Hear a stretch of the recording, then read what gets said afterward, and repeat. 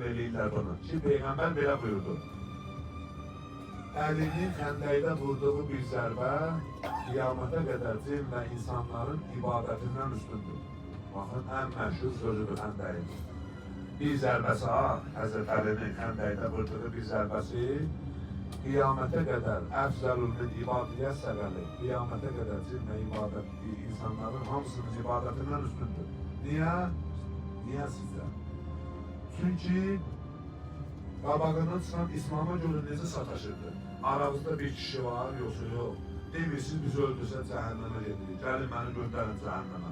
Demirsiniz, olsa şəhid olursunuz, gedirsiniz kef eləməyə. Gəlin, göndərin. Bu qədər kinayə, lağ, istehza heç kim cavab verəmdir. Nə qədər tərəflənən səhabələr var, hamısı oradaydı.